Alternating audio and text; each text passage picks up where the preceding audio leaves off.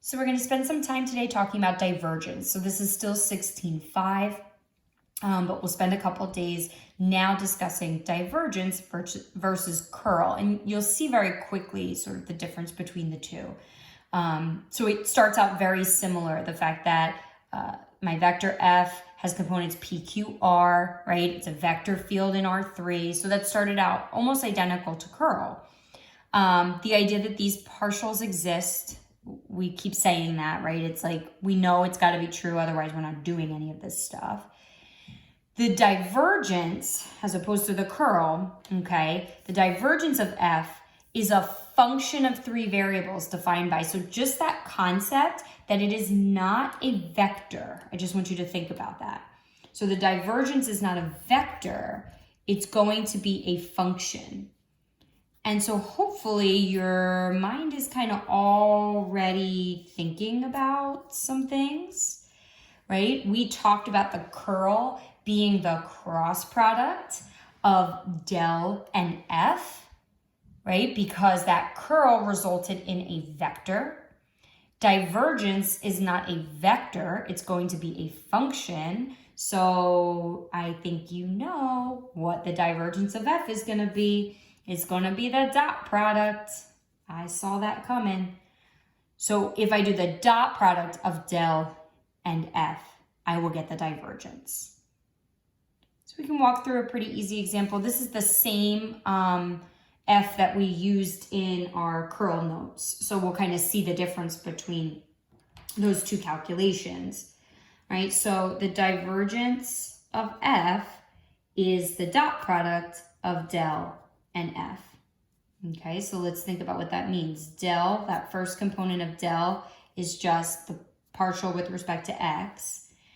And then I have the first component of F, which is xz, plus, because it's dot product. The second component of del is my y partial.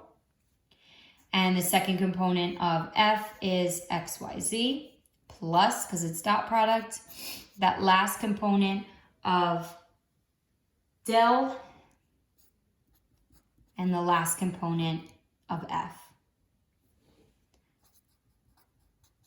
So what does that give me? Partial with respect to x is just going to be z, plus partial with respect to y is going to be xz, and then plus the partial with respect to z is just 0. So the divergence of F is not a vector, it is a function, and it is z plus xz. That is the divergence of F. Pretty straightforward. So I have a theorem for us. Okay, so here's our theorem for today, and we're going to prove it. Pretty straightforward proof. So I have if F has components P, Q, R, it's a vector field on R3. P, Q, and R all have continuous second order partial derivatives, right? Here's my big conclusion. The divergence of the curl of F is going to be 0. And notice that notation, because it's the divergence of something, it's just 0. It's not the 0 vector. So think about that, right? Think about why that is. Okay, so for my proof, I want to think about what it means to find divergence.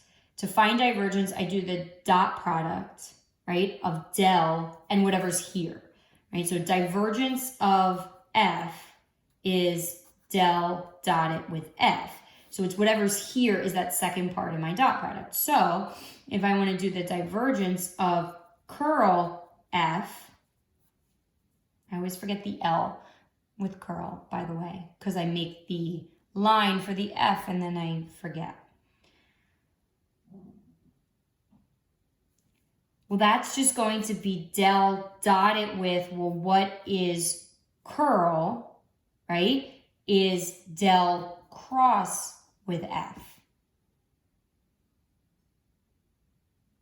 Right? So the divergence of something is just del dot whatever that something is. So the divergence of curl F is del dotted with whatever curl F is. Well, what is curl F? Del crossed with F. So this is where I'm going to start my proof, because then that becomes pretty easy. I'm also going to remind you those components of curl. I think that's pretty helpful and necessary. So I'll write that out so you have it. So if you remember, curl F, right, is this vector. Del R, del Y, minus del Q, del Z. And we could go through again and do that cross product, but we had so much fun doing it the first time.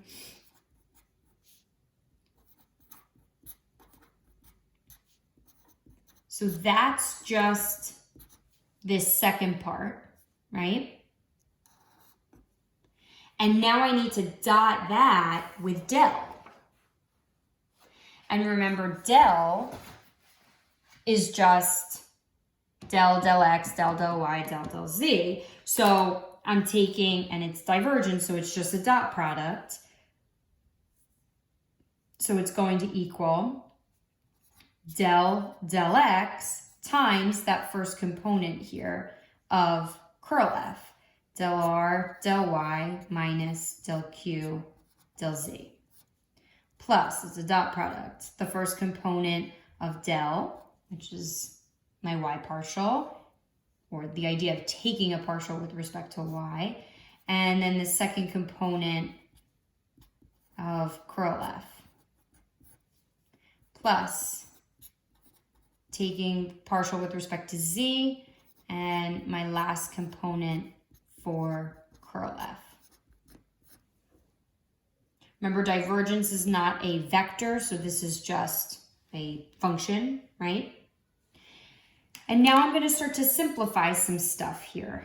So just, my notation is going to get a little hairy here, but it's fine. So I'm taking the partial of then each of these pieces, right? So it's going to be del squared, del R, del X, del Y. And then minus del squared Q, del X, del Z.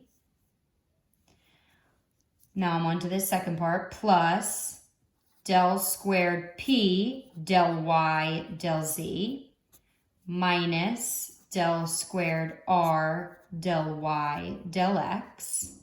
Now I'm on to my third part, plus del squared Q, del Z, del X, minus del squared P, del Z, del Y.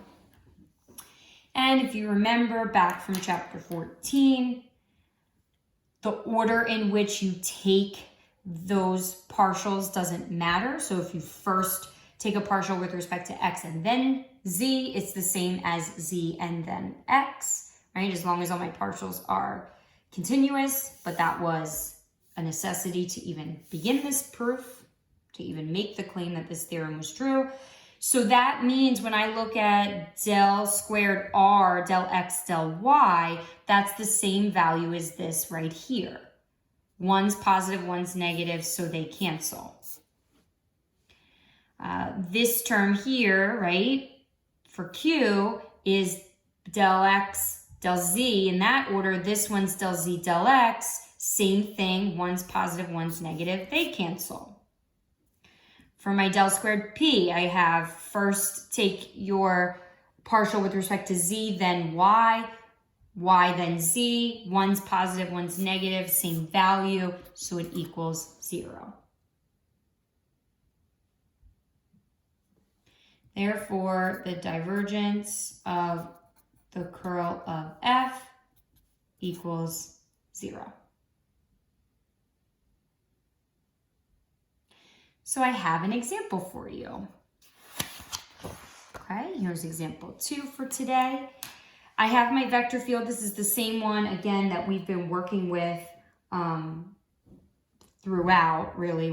We used it for curl. We also used it in example 1 to find the divergence. So I want to show that this vector field can't be written as the curl of another vector field.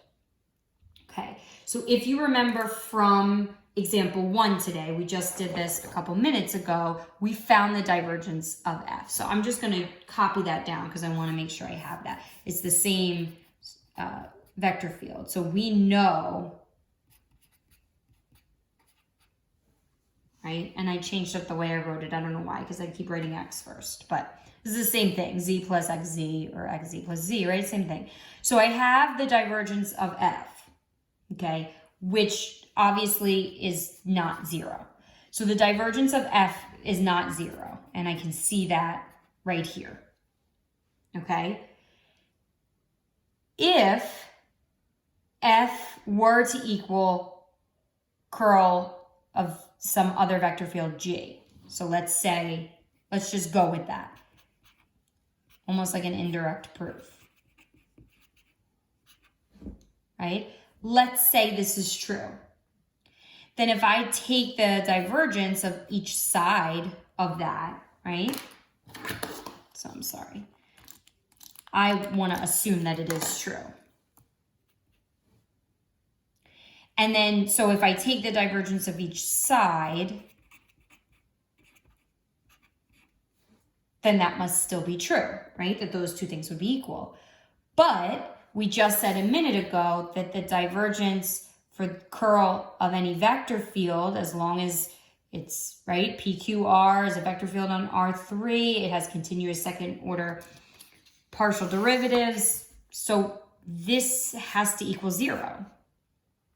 But that would mean that this would also have to equal 0. And we know that it doesn't because it equals xz plus z. So therefore, f can't equal curl of g. So f is not the curl of another vector field. And so just the last thing for today, just to kind of like we did with curl, just sort of talk about why divergence. Like, what does that mean? Why do we use that phrasing?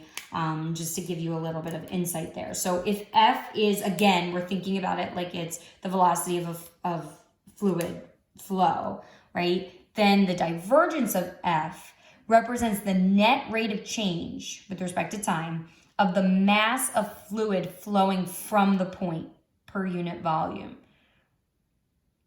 So the divergence of F measures the tendency of the fluid to diverge from the point.